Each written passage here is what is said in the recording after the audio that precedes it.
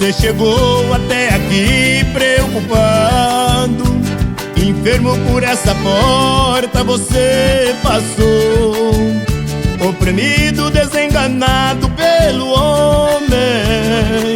No lugar certo, meu irmão, você chegou.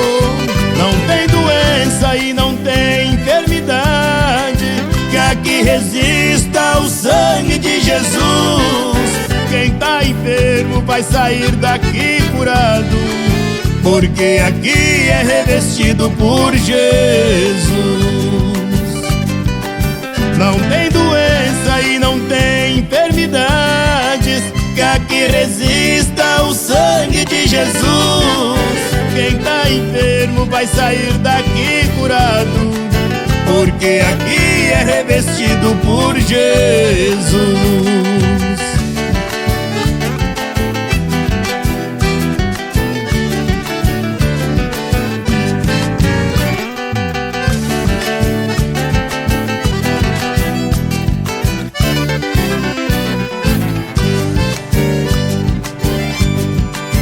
O morto Lázaro estava sepultado, para a família só restava a dor e o fim.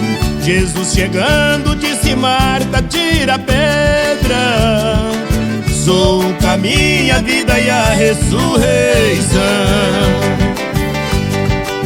Não tem problemas e não tem dificuldade que meu Jesus não possa resolver. Pro ser humano pode não ter mais saída, Jesus opera e dá vida pra quem crê. Não tem problemas e não tem dificuldades que meu Jesus não possa resolver. Pro ser humano pode não ter mais saída, Jesus opera e dá vida pra quem crê.